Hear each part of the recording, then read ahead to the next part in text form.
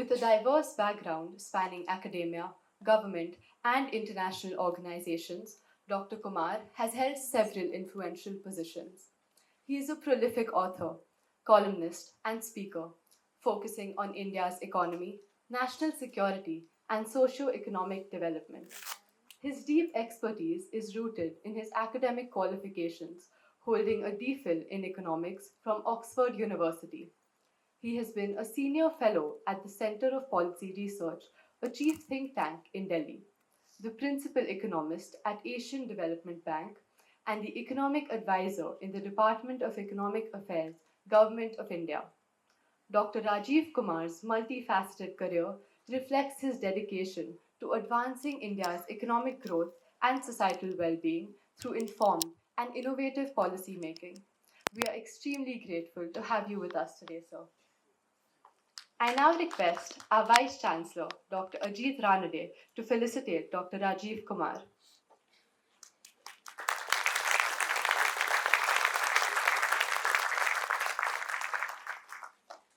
Thank you, Anand. And I join you all in welcoming Dr. Rajiv Kumar, our Chancellor, to Gokhale Institute today.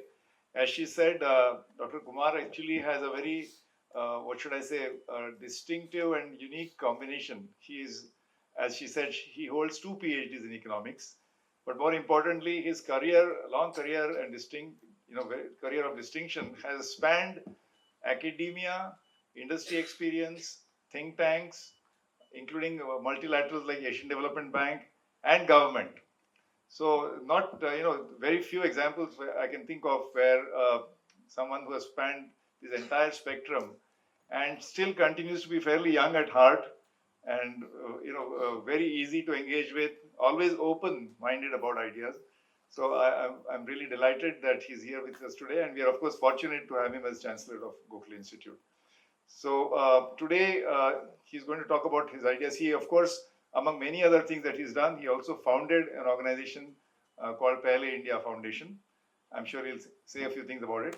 And today's talk is on India's future, India at 100, the formal title. And there will be time for interaction with the audience. So with that, please join me in welcoming Dr. Rajiv Kumar.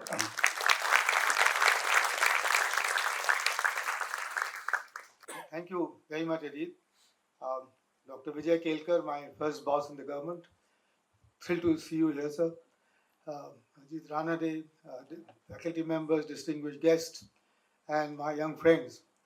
It's really quite wonderful to be here at Gokhale Institute, with which I have been associated now for I think nearly 12 years as a board member, and I've seen it grow. And I merely want to say that in my vision, Gokhale Institute can be and will be one of the best in the world in the coming future, in the coming years, because Gokhale is at the center of a major change and major transformation of a huge economy like India. And if we analyze this economy realistically and in our own way, and the empirical evidence that Gokhale is famous for, I'm sure we will have lessons to learn for others to learn from us. And I wish, therefore, Gokhale the best. Thanks for this opportunity to talk about the idea that we've developed in the Pehle India Foundation. Just a small word, the Pehle India Foundation established in 2013, when at that time I was a senior fellow at the Center for Policy Research, and they allowed me to do this because, and the tagline for the Pehle India Foundation is simply putting India first to make India first. So that's all, and that's my appeal to all of you youngsters, is that henceforth, if on all your thoughts and all your work and all your commitments, you decide to put India first before everything else, I'm sure India will become first as we go along, and this century could well be ours as we in times to come. And the idea here is that what do we want India to be when it is 100 years of independence? And the bottom line, really, and I should say it right away, is that we need to aspire ambitiously. We need to work together very hard for it, but we can do it, but we need to think now differently and pretty much outside the box to be able to do that. because business as usual will not do. And that's what my main argument is going to be here as we go forward. So it's in three parts, but let me take you forward from here. Uh, so here is India's performance. Recent. Can you see this? I think the slides clear enough. You can. I hope everybody can. So basically, this is just to show that in the post-pandemic era, India has done better than most of its peers, and that is there the GDP growth is compared to the BRICS countries, and you've done better than most of us, most everybody else, and so therefore it is a time that we can really build upon, and that's something that there's a momentum that we've got here that we can build upon. So that's the thing, and then is and I say here that this is because of that we are now at a moment, India's moment. It is India's moment. It's the propitious moment, both domestically and internationally and externally. And we need to seize this moment today because in many ways you've not had this sort of a moment before.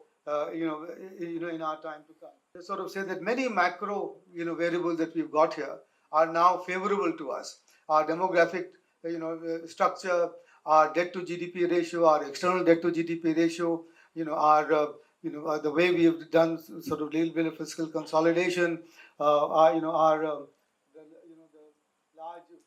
large foreign exchange reserve. When I joined the government, after the second job was the Ministry of Finance, 1991. We had 2 weeks of reserves left. Now we have 10 months of import cover there. Our exchange rate, is not, is doing all right. It's probably still overvalued to a certain extent. But then, this is India's, in macroeconomic terms, we are now quite ready, as it were, to take the next step. And the government continues to be committed to fiscal consolidation. We've only in 1 year met the target that Dr. Kelkar set for us. But at least we are, there's a commitment now to bring it down and have the glide path to go back to 6% consolidated state and state and central government together. So that's the other part of it. Then the most important part for me about why it is a propitious moment domestically is that since 1991 we have continued the pace of reforms. It might have been different, sometimes slow, sometimes strong, but we never tried to reverse it. No government so far has tried to reverse those reforms. And we have therefore now committed ourselves to becoming a private sector led economy. We are not, the entire thought of the socialist era that was there, which was when we said about the commanding heights and about central planning, all of that has changed. And now the government is committed in different ways to support the growth of the private sector. The ecosystem still requires a lot of doing. The Prime Minister has talked about reducing the regulatory and compliance burden, which had totaled up, according to Manish Agarwal, at 63,000. But then the government now recognizes that this is what needs to be done. And here is in this slide the lot of very important structural reforms that we've done in the last 10 years. And some of them were in the UPA, started off in the UPA session, GST, for example, or Aadhaar and the JAM Trinity. All of those were started, which is also a good sign that there is a continuum of the reforms going forward. But more than that, now you've got the ONDC, which is trying to challenge the monopoly of internet externalities which private companies enjoy. And now they've done that. The ONDC is there, the IBC is there, and I don't want to go. And the first time, when we look at the last one there, which is the PLI, and it started off in Niti Aayog. Today, the government seems to have the capability. They have tried industrial policy before, but never succeeded because it always ended up in extensive protectionism, etc. But today, I think the government has shown the capability to deliver an effective industrial policy, and that is what is needed, according to Danny Roderick and everybody else, to make your industry globally competitive. And the free market, the open market, completely laissez-faire sort of situation that some of us have been propagating probably doesn't work in this day and age. So this is why that, and I don't want to go into all those details there, but you can see that on the right-hand side that are written there, the numbers are absolutely staggering. The kind of banks account that has been opened, 900 million internet users, 323 schemes transferred to the direct benefit, the transfers through the JAM Trinity. You've got the twin balance sheet problem disappeared. The gross NPAs are now much lower than any time else. The infrastructure development, there's an infrastructure deficit, which raises our logistics cost to 14% of the total cost compared to 5 or 6% in the world outside. So now that's beginning to come down. So all of this together means that we are really we've laid the foundations.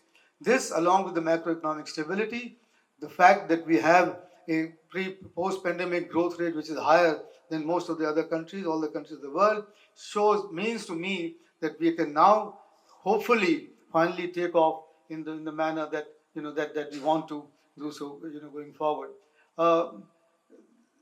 External conditions also, as you can see, we are now, the China +1 is favorable to us. Everywhere you go abroad now, you get a good India story. People are wanting to come here. People are wanting to de-risk from China. They want to shift here. So that's the good part there. Then our geostrategic position has improved. And the G20 was a good example. India now is seen to be a member of the high table of world governance. In many ways, the G7 would invite you. We are members of several, global organizations, and our voice is heard. And you've been given the leeway to remain wedded to your strategic objectives rather than having to fall or to be along, with one partner or the other. And the Ukraine war has shown us that, that our independence, that space that we've got for ourselves, has been respected by the others. Then you've got that India has to be a part of these regional, regional arrangements or the bilateral arrangements, and so that we can improve, have a better access to the world markets. So that's the other one. Then you've got this India as investors. We have seen a large potential market. By the way, a lot of us confuse between India being a large country and a large economy. And I make it a point to always say that at the moment we are still a large country but a small economy, with a $3 trillion or 3% of the world economy. So we shouldn't, but nonetheless, the foreign investors see this rise of the growth of the middle class in India, the growth of the southern states, the way they're growing, the manner in which our fertility rate has come down so that, our population will stabilize, etc. So all of that tells them that, India is the story, India is the target for foreign investment. And then we've got the India-Africa growth corridor, and then we've got the last thing here, the diaspora. 32, 33, 30 million Indians abroad. 4.9, this is the latest figure from the Paryayavasi ministry. 4.9 million in the US, 2.5, 3 million or so in the UAE, etc. This is a very strong, huge, effective pool of resources plus technology plus management, etc.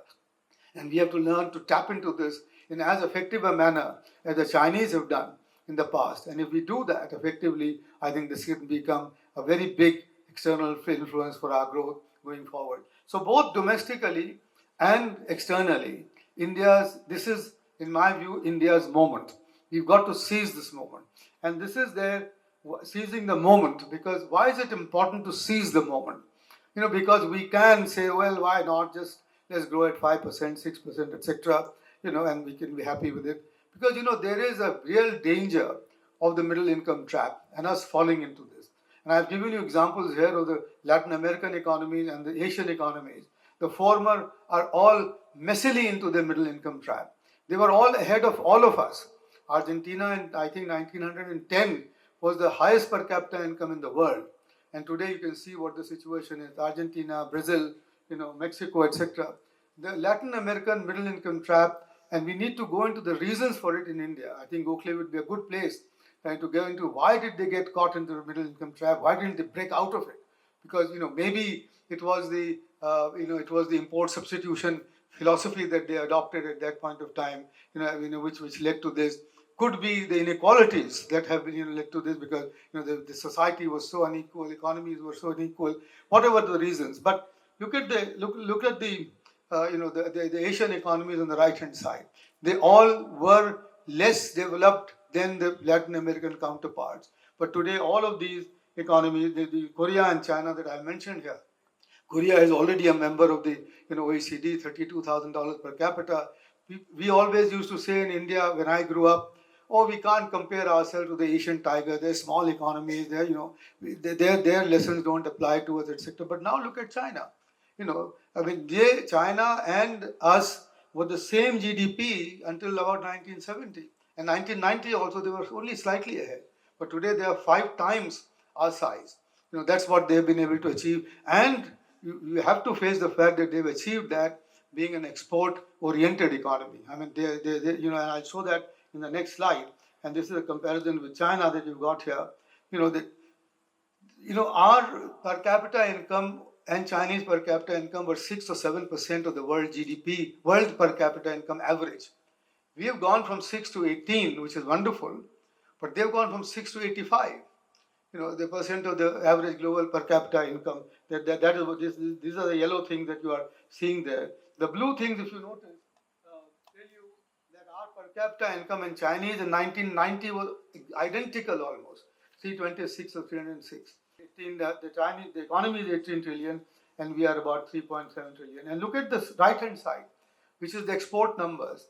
The Chinese are exporting $3.5 trillion today, while we are, if you combine our merchandise, goods, and services exports, we are a total of about 700 and odd, billion dollars that we got. The steel, we started our steel industry much before the Chinese, but today they are producing more than 1 billion tons, and we are at about 300. So, and the share of world manufacturers, is about 15%. They've become the powerhouse, while we are still around 2% of the world economy. So, why am I saying this is that if we don't seize this moment now, then this gap is going to increase with the Chinese, and increasing this gap would mean that it will be inimical to our own national security.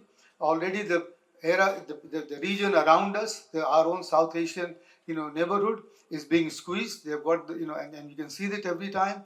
It can become much worse. But more importantly, that we for ourselves will become caught in the middle income trap, because by say 2040, our population would have stabilized, our aging population would have, the percentage of seniors to the total population would be rising rapidly, and therefore with the dissipation of the demographic dividend, we'll be caught in a situation where we will kind of achieve, like the Latin American countries, $8, $10, $9, $10,000 per capita, with a lot of inequity, with the Gini coefficient becoming higher, etc. That is not an India that we want in 2047. So what we need to do is to now take hold of this moment, take hold of the momentum, do the reform, but then do things differently. But the first question arises is that what should we aim for in 2047? And that's one thing that I think today in our country we don't have a national target to aim for. And this is but the 4 key conditions before that I just wanted to mention to you for seizing the moment is, one, a very aspirational ambition. I think the country should have it. And, this is that is required to make development a public movement. At the moment, everybody thinks that, it's not my job to think that India will be a developed economy, etc. It's the government's job, and that won't do anything at all. And I've said this in the governors' conference that you got to do what Gokhale taught Gandhiji to do, which is to make the national movement a public movement. So if from Noakhali to Gujarat, everybody thinks that national independence is your birthright, then everybody joins in and everybody does any work that they do in that context. Same thing has to be here, that everybody now starts believing that India has to be a developed economy. The second one is this effective management of the triple transition. Actually, it should be quadruple transition. Our forefathers, for some reason, decided. I think they decided because they knew that we had the talent and the capability to do so, that our social, political, and economic transition will happen simultaneously. Everywhere else in the world, and I repeat, everywhere else in world history, these transitions were done sequentially, social, political, and economic. We said, no, we will do it ourselves together. And, we have succeeded to a far extent, except, our political and social transitions are fairly well established and on there. We've had a Dalit woman becoming the chief minister of the largest, state on 4 times, and also completing her term once. So that's, for the social side, you've had the positive discrimination very importantly. And our, our political and social, I think, we are now established, federation, a democracy. The fears that, this will be eroded, etc., I think are not well placed. From all I can see, our institutions are well in place. The economic transition is still in the making. And with the economic transition, however, now we have now got the environment transition, which is again, we are going to be the only country in the world which will have to raise its per capita income 3, 4, 5, 6 times, and at the same time not just make the carbon emissions less, but reduce our carbon footprint. Reduce our carbon footprint. And I've actually seen, things like the Aral Sea in the Central Asian republics, where the southern part of the sea has completely dried up because the Russians decided, the Soviets decided that they want to build a canal from the Amu Darya to take it to Turkmenistan to grow cotton for their own army, and then bothered about the environment impact. As a result, the whole southern part, the half of the sea is dried up, and and you have seen, the mercury in the Tokyo Bay. You heard about the Thames after the post-war, that if you put your hand in, only half the hand came out. They let the environment, completely finish, as it were. The Chinese have done the same, but now the Chinese, have, are doing very, they're really moving very fast to rectify all that. But we have to do it simultaneously. So that's the management of the quadruple transition that we've got. The fourth is that we need to cater to India's diversity. We are more diverse than Europe, from London to Moscow. And you can't imagine Brussels running the whole of Europe. And also, therefore, we can't imagine Delhi running the whole of India. And having been in the Niti Aayog, I know that every state has to have its own blueprint. Because what's valid for Manipur cannot be valid for Maharashtra. And you've got to think it differently. So you've got to decentralize decision making, economic decision making. In fact, in Pehle India, and I'll come to it a little later, we are doing a model where we want to make the district as the fulcrum of development and take it from the bottom up there. And then we also can't follow, as it were, a migratory model of development. We can't have, like the Chinese, 500 million people moving from the coast, to the central and west provinces. Can you imagine that happening in our country? That happened from the southwest to the northeast, etc. And finally, I think it is even more important, we are still not a society which works on trust. We actually work on distrust and mistrust. And we are therefore we don't get the coherence and the collaboration that we require and the synergies that we require to develop a country of our size and of our potential. So those are the four sort of key conditions for us. And then what should be our aspiration? And here, it's the simplest aspiration could be that you will become an OECD member by 2047. And if you do it in PPP terms, which is not so difficult, 6,590 or so are PPP per capita income today. If you want to take it to 20,000, Surjit Bhalla has shown that you need to grow at only 4.5 or 4.6% and do it. I don't think that's really valid. What you want to at least do is to do it in nominal terms. And if you do it in nominal terms, you've got to raise your per capita income from 2,700 to about to 20,000, and that will require you to grow at 9.2% per annum. This is, you can just estimate it quickly as a compound growth rate. It's 9.2%. Now, can we do it? Is it possible? We've done 8.5% between 2003 to 2012. And my view is, and this is, not only can we do it, we can easily do it. So many of the states have done it for a consistent period of time. Over a 10-year period, 8-year period. I think we can do it for the country as a whole. And if we grow at 6%, we will reach 9,800. The typical middle income trap that we've got. And we'll be there with all our inequalities. So that is a result, again, our bottommost 20, 30, 40% people may not have the kind of living standards that you want them to have. So that's the one aspiration.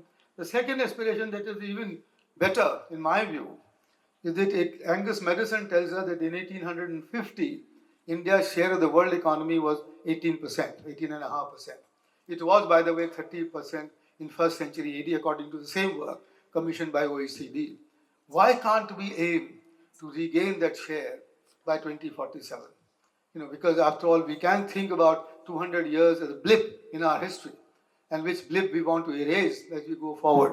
That requires a higher rate of growth, of course, which is because you will need to, you need to be a $36 trillion economy, because the UN projects the world economy to be at 200 trillion by 2047. I think this can be an emotional, this can be this can be really an appealing target for the Indian people to say that we will bring India back to where we were in the pre-colonial days. The British found us as a prosperous country. They left us with a famine-stricken country, when 18% to begin with, and they left us at 2.7, 2.8%. I think it's time that we decided that we can do this. So this is the more ambitious quantitative aspiration I think we can aim for, but it has the big quality of being historically related and appealing to our emotional and to our to our national instinct, as it were, and to make development a national movement, a public movement. This has got that strong positive content. This has got the strong feature. That is a strong feature there. If we can't do this, then of course there is the qualitative aspiration, which is that, look, we can say, and I hope we don't, we can say that this is not for us. We are what we are, and knowing the Indian realities, as Dr. Kelkar knows very well, 9.5%, 9.6% is out of the question. We can just simply, and therefore, what we can do, therefore, is something which, let's say, in some sense, Kerala has shown that you can achieve the OECD HDIs, Human Development Indicators, at much lower per capita incomes. And therefore, that's something that we can think about, and this is, what we are, that we're sort of talking about. And for that, you need to, this is, but what you need still there is to define your human development indicators. You have to take into account the depletion of your natural capital, your natural resources. You have to talk about how you will to make use of the frontier technologies.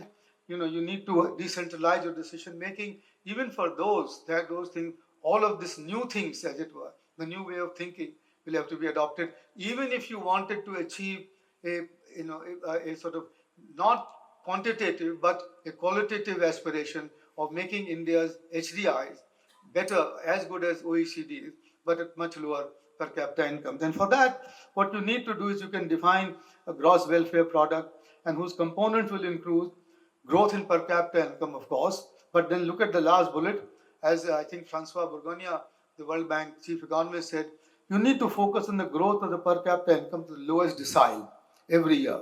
And that should become, because that is the way you can develop your HDIs the way you want to develop. And then you've got the health indicators, access to public services, including the digital public infrastructure, educational landmarks, and progress towards achieving a net zero, it should say a net zero climate, net zero carbon emission. If you can somehow, and this is the challenge to the faculty of the Gokhale Institute and to all my others, can we work out an index with adequate weightage in all of these, and how to then create a gross welfare product index, as it were, to estimate the baseline today and then to see where we want to go. And that can be an India's contribution to a world which may not be able to afford going to the OECD levels because of our environment situation. We are going to peak by 2040 or even later. This 14 billion is going to be much later. And so as I said also in our transition, we now have to think about not adaptation and mitigation, but carbon removal from our environment. Who is doing that? And by the way, that's going to become a $3 trillion industry by 2050, according to some of the estimates. We can take part in that. The second one, of course, is employment generation. And this is a massive challenge that we've got, huge. The latest PLFS figures tell you that our participation rate is about 57%, our unemployment rate is about 3.2%. They also tell you, however, that 50% plus are designated as self-employed. And this self-employed category, in my view, is a euphemism for being underemployed or disguised employed. Because that has to become formally employed to be able to achieve, to get the right. But the more important part here is that you've got to create jobs where people are. And this is where I think you need to, the employment challenge is also that. You can't simply have those nodes of growth, like this, and you have all the growth here in the west, side, the west and south. You cannot possibly have that sort of an employment generation strategy. And then this is the massive third challenge of the diversity. I mean, Goa to Bihar 10 to 1 per capita income ratio, and worsening, if you like. Is that the way forward for us to hold together our huge country in economic terms? And what do you have to do to take care of this diversity? And again, I think this requires for each state to become the driver, and maybe even each district to become the driver of its own destiny, so that they can map their resources, they can chart their path forward, and then put milestones, and then take it forward from there. The fourth, of course, is, as you know, the lack of inclusion, and this is 10% of our people holding 30 lakh, you know, um, we are sort of way down in the inclusiveness index, and finally, it is the income inequality. Where I think we are one of the worst, and Thomas Piketty, etc., have a valid point in saying that the share of national wealth held by the top decile, or held by the top two deciles, is probably twice or thrice as much as the last 50% of our population. And again, that doesn't make. So these are the challenges that we have, and for those challenges, my submission is that we've got to think completely differently the way we are going forward. And I just give you a few examples of that as to what we have in mind at Pele India Foundation. One is making this development paradigm, new development paradigm required is making the district the fulcrum of development. We started this project in Assam, and I'm hoping to do it in also Maharashtra. We've submitted a proposal here. I'd love to work with Gokhale Institute on this. Take some districts and do a baseline of their GDP at the moment. Because, by the way, this is not done at all, and I've seen this at first hand. And therefore, they just allocate, incomes to the districts according to some criteria, mostly weighted by population. But if you do a baseline, which include both the formal and the informal sector, and all the economic activity, that can become then the benchmark for the district administration to set milestones for themselves. And at that time, you can bring about a much greater accountability of the district administration than what you have. And also, more importantly for me, you can create a workable platform which can generate trust at that level, so that the district administration, the district business leaders, the district academia, the district civil society leaders can all come together on that platform and converse with each other on a basis of trust, and saying that we want to develop the district together. That might well be the beginning of a new transformative process of governance, which will make everybody a stakeholder in the development of the region. So that's the first new way of thinking that we've got here. The second one is the large-scale switch to zero chemical farming. The industrial farming model has come to an end for us. It's the end of the world, end of the road for us. Everything points towards that. The continued farmers' distress, the cancer train which runs from Bhatinda to Bikaner, our own, the illnesses that we've got because every apple gets 16 sprays of chemicals that you've got. Our soil health, please notice the figure there. The Institute of Soil Sciences in Bhopal, 1868, says that our organic carbon content was 2.5% in 1947. 1.5% is required to keep the land arable, and today we have reduced it to 0.4%. We have really almost desertified our land and only pumping more and more chemical fertilizer. And as you pump in more chemical fertilizer, more carbon escapes into the atmosphere and more water is needed, so that your water table becomes, the crisis that you're facing today in Karnataka or in Punjab and Haryana will become even worse. So the only way forward, and I'm glad the Prime Minister has fully endorsed it, is to switch. Now that switch to zero chemical farming is not going to be easy. You've got to ensure food security, you've got to ensure farmers' income. And so the whole agricultural sector development, and this is my plea to the ERC people here, let's look at the agriculture as a sector for the entire value chain.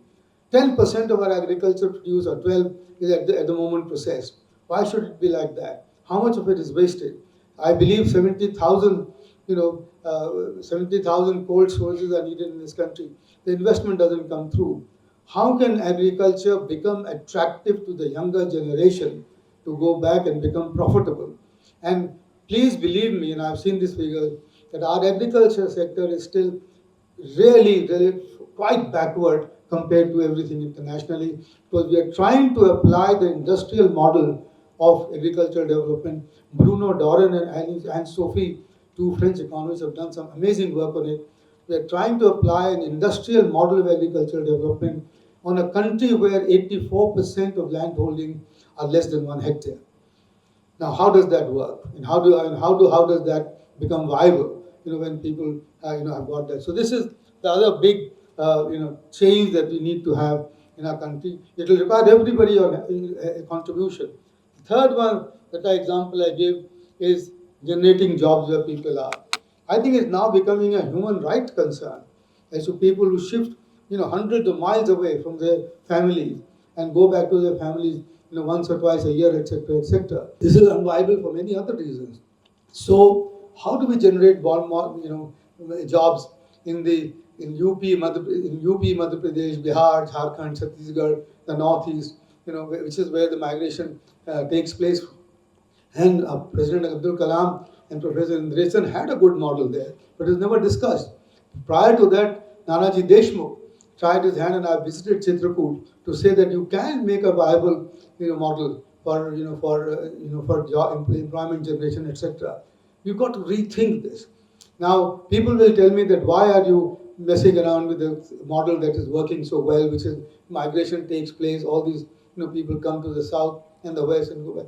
I personally think that if this migration multiplies 10x, it'll cause a lot of social stress and problem for our country. So therefore, I think now we need to think through differently on the employment model and create the infrastructure, create the human resource pool, create the governance model, which will bring employment, which will generate employment to the area where the populations are focused, and will remain focused given the differential in the fertility rates in the northern states and the 6 southern states, because that differential is going to actually keep increasing about where the people are and where the jobs are. So in Pehle India Foundation, therefore, we've identified these 13 sectors that we need to really take up on a sort of mission mode, and also even the macroeconomics part of it, which is, and you've seen this here. The center of it, by the way, as you notice, is climate, environment, and sustainability. So that is the biggest challenge that we have faced for ourselves. Everything can be dependent on what is got, but then you've got the education and the health and all of those things. I think what if we can work on these 13 sectors, and there are probably more that you can think about, but this includes urban and so on. I think we will, we can seize India's moment. But if we agree to work in a completely open mind and think about developing a new development paradigm for these certain sectors. So therefore, the Pehle India Foundation will, our vision is that with a coalition of partners, we want to aim to create an ambitious visioning and action platform that captures the voices of all stakeholders, highlights opportunities and challenges, and provide continuous feedback to policymakers. This is, by the way, one more critical requirement of this country, which is a feedback mechanism that is honest, that is based on the empirical evidence, and which is provided, dispassionately, as it were, to policymakers. And therefore, there the district development model can be much better, because you will be providing the feedback to the persons in some sense, close at hand, and mutual trust, transparency, and accountability. If you can establish those three principles at the district level or at any level, I think the transformative change in governance that will happen, I think is probably the essential condition for us to go forward. Thank you all for listening for me. Thank you. Thank you, sir, for that enlightening and thought provoking session. Your insights have truly inspired us. We will now have a short question and answer session. Dr. Ajit Ranade, I request you to facilitate the same. So now we have open for audience questions. Please be brief, and maybe it's a lot to digest in one presentation. Okay. Yeah, Rahul. Use the mic. Hello. Thank you so much, sir, for this enlightening session. Sir, I am a PhD scholar, Rahul Chavan. My question was related to this demographic dividend. So, as you said that we should be seizing this movement. So, what the government is doing in order to reap this benefit of this demographic dividend in terms of research and the education.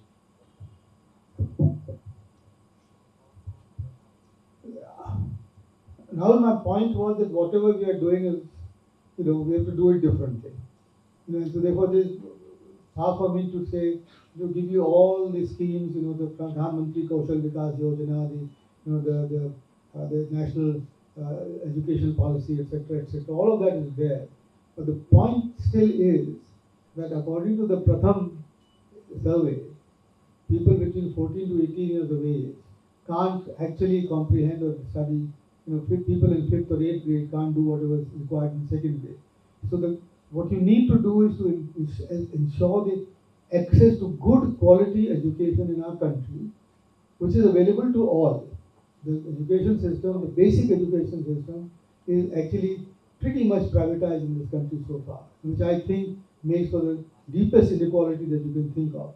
So therefore, primary education, secondary education, and basic health must be in some sense publicly provided at the highest quality level. Now that requires us to think completely differently. That's my view. And you can create a new model of public-private partnership where the government can provide the resources, but the private sector can manage those under supervision and guidance and so on. But that's the way you need to start rethinking the development model. And it's for you all to do so. Because you see, if you take it as given what you've got, and then keep trying to pick holes there, that won't serve any purpose at all. So if you can, let's say, again, coming back to the district level, if you can change that one district education to make it show that it's a good work, then the rest will follow. Same thing with higher education, in many ways. But so my plea to you is again think of what should be done to make higher. Let's say the question would be, how do we get 20 universities in India to be in the top 100 of the world? It will not. What you've done in the past will not work to do that. You've got to do things differently. That's my thought. I want to follow up that with Rahul's question that you said primary education has to be publicly provided. So can we think of a slightly tweak in the model? Because today the teachers, with due respect to everybody, the primary, they are accountable directly to the government in Mantralaya, which is state headquarters, or if not the national. So the real stakeholders are the parents of their children of the primary school. The parents have no say. There is, the accountability of the teachers to the local parents in the village panchayat or in the district place is not there. Whereas internationally, the parents have a great stake and have a great say in running the schools. So, for example, the teachers are accountable to the parents because the parents are the stakeholders in the team. Most parents, the real one thing that parents want is for their child to get the best education. So parents will go to great lengths to ensure that their child gets admission to the best school, or nowadays sending abroad even after 12th standard. So can we change this model where the teachers are so secure and only have a contract with Mantralaya? Instead of that, can we not make the village panchayat or the local authority, they get them more accountable? This is an important change in governance. Tweaking will not suffice, in my view, because you know that every district, by the way, has a district education officer, which is in charge of all the education going on there, and in Delhi, I know for sure, but I'm sure in other states, even the private schools need to have every year, by the way, an essentiality certificate. Even if your waiting list is 10 years, you've got to prove to the government that you are required. The Doon school people sent me a memorandum saying that they've got 200 regulations to comply with. So all of this, what I'm saying, Ajit, for you is that Mantralaya or the district, if you make the district there, accountable, that your public school systems will be that quality, and that the practice of the school teacher outsourcing is her job to somebody else at 1/4 the rate, 1/4 the salary will not be tolerated. Now, all of that requires for us to think a new model of educational development, a new model of school education. Person who's trying this out, somebody called Pankaj Jain, who used to be a professor at the IIM Ahmedabad, and now he's got this entire thing about worksheets, and he's done some amazing work at the village level schools in UP districts of UP, where he's saying that if you just do the worksheet to the students, then you don't need the kind of that's one model. Now there's a whole Diksha platform that has been developed, which is all digitized, the entire curriculum that you got there. But what you need to do is to set an objective for yourself that look, you will achieve, you will beat Pratham's test in the next 10 years. If that's the model that you first fix yourself, the objective you set yourself, and then work downward. And at the end of the day, you will probably come to the district level. Because education in India can't be governed from Delhi. So it's got to be very different in Meghalaya as compared to what can be in Kerala. Because the requirements are different. Yeah. I am Isha. I am a third year student in BSc Economics. So you said that districts must be made the fulcrum of development. Do you think that currently districts are fiscally capable of doing so, or is there a need to increase the flow of funds that districts have with them to ensure what we do want to achieve? Great question. And I've learned this from my practice of the aspirational district program. So the 112 that we selected in ET was in charge of it. The Prime Minister made one straight order. He said, you've got to improve the district without any additional resources given to them. Because already the district receive a fair bit of resources.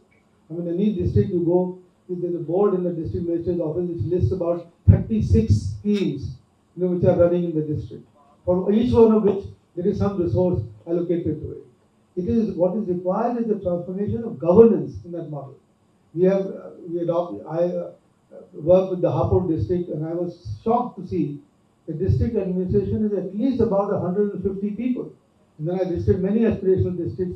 The whole hall would fill up with district people, but they won't know what's going on in the district. You have a district health officer, CMO, development officer, deputy development officer, agriculture officer, sanitation officer, education officer, environment, work, the forest officer, all of them are there. They all paid for. But nobody has any KPI. There is no key performance indicator, which is what you can change if you make district as the model of as the fulcrum of development. Each one of them can be given then finally a KPI to work with. And if you do that, you don't require resources. You just require better governance. But then, and the change that happens. Namaste, sir. My name is Anayarji Kulkarni. Sir, my question is, how government can increase its ability of impact evaluation of any scheme like Make in India or Skill India, which are completely big scheme in all over India, because the empirical data collection is costly and needs organizational requirement, and how third-party organizations, may it be NGO or academician, contribute to this impact evaluation process, considering this cost and organizational requirement? Thank you, Yeah, sir. thank you. Can I just add to this question? How do we have it so that in real time we triangulate the data where the project itself is generating enough data? It's like a dashboard, so that we impact evaluation is real time. So a big move in this direction was taken by the establishment of what we call the DMEO, the Development Monitoring and Evaluation Office, part of the Niti Aayog, which monitors 347 centrally sponsored schemes. And on the basis of the targets set by the ministries themselves, and the Department of Expenditure in the Ministry of Finance made it clear to the ministries that unless we had a reasonably good grade on the impact of these schemes and the efficacy of these schemes, the budget will not be released. Now that hasn't happened, but that's the beginning of the fact. What you've done is that we have still not distinguished between inputs, outputs, and outcomes. We have so far we were only on inputs, and that was the only criteria for the effectiveness of the resource allocation. March 31st, has my budget been met or not? So that was only the input criteria. We have moved to the output to a certain extent. There is supposed to be an outcome-based budgeting in the country, and some outcome-based budget is presented every year. But you can do this, and that's the way to go. But again, I doubt if you can do it at the pan-India level.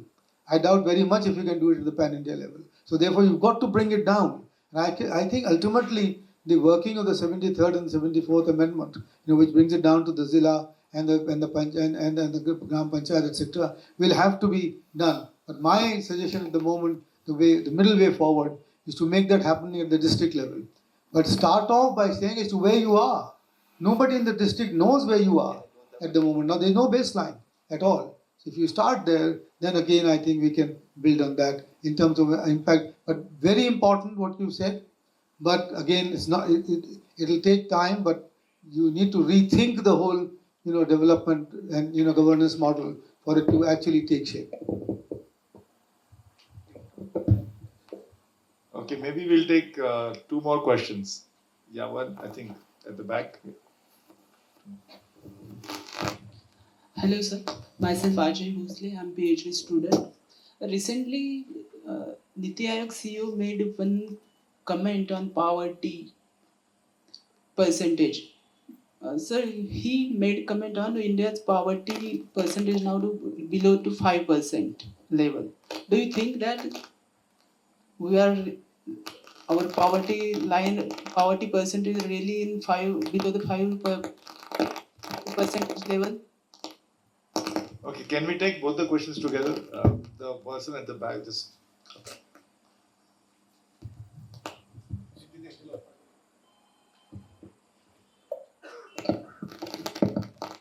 Hi, my name is Mihir. I'm a BSc Economics student last year. I just wanted to ask that you said that India now needs to grow in a way in which also we reduce our carbon footprint, and another country has done that. So, are there any small examples of like states or cities doing it, or are there anything that can indicate us which way we can go? Thanks. Yeah. On the 5%, I don't want to comment because it's my previous organization, except to say that we still have too many more poor people in this country than we need to have, than we should have. Let me just put it like this, whatever. Now, and if you look at the World Bank figures, of $2.15 per day, but even if you look at the last consumer expenditure survey, etc., $2.15 translates to about 200 rupees a day, which translates to about 6,000 rupees per month. And a family of 5 would be 30,000 rupees, etc. You will see that the number of people which are above that is not such a large number. So that, let me put it just like that. And empirical evidence will tell you that yes, there is no doubt that the poverty has come down in our country, and the multi-dimensional poverty index that the Oxford University people can estimate along with the Niti Aayog, that has improved. But both the levels of the two parties, the private deprivation index and the poverty index, I think is at the moment is still much higher. The point I'm wanting to make, however, is that I accept and I agree with the Prime Minister's thought that there's nothing gained by measuring poverty all the time. Why don't you measure the gross welfare product that I've outlined to you, and measure and put it like that? Because otherwise, it just becomes a point of debate and discussion, and you achieve nothing at all. So we should move out of that. So that's what. On the second point that you mentioned, there are examples now, of course, everywhere about how to reduce the carbon footprint and do what you want to do. Energy is a very important sector that you can think about. You can have the green energy transformation, the thing is already ongoing now. And if you shift from whatever you're doing, the 530 gigawatts of, your renewable energy target by 2030 will be a great way to go forward. But then how do you do it? Will it be solar, wind, and that's it? Or can you move also to green hydrogen, which is now, and green hydrogen would mean that you have the electrolyzers powered by solar power, converting water to hydrogen and then taking and using that as a fuel. So all the examples are there now, but you have to scale it, and you have to get the technology to scale it. Similarly for urban infrastructure, now in Canada you have several areas where new urban infrastructure has come up as carbon positive, in the sense that they reduce the carbon content by the way the material that they are using, the way they use their energy and the way they forestation, etc., water harvesting and all. So there are enough examples. There are enough examples within India, and therefore And we tried to do that in Niti Aayog. Pehle India will do that even now, which is to collect all these models and then see how that can be scaled up pan India in different conditions, and therefore need to be adapted to those conditions and not just picked up and lived there. Yeah. So that's the. By the way, one last point on this is that your whole transport strategy will have to be rethought. Which is that you cannot be a private transport based economy. You never reduce your carbon footprint. You've got to move to public transport, which is green. Either electric mobility or hydrogen mobility, etc. But that you have to make sure that that's the way to go. But then for that, you will need to change the entire mindset, because today owning a car is the elite symbol, at least in our country, while in the West already all the young people are now cycling and not moving. So, but that's the whole way of new thinking that you have to achieve, which is, by the way, important for all of you lot, the youngsters who are here. So that's the future that you will face. Yeah, and if not, then it's a struggle. So Anand is going to do the formal vote of thanks, but before she does that, let's have one big round of applause for him.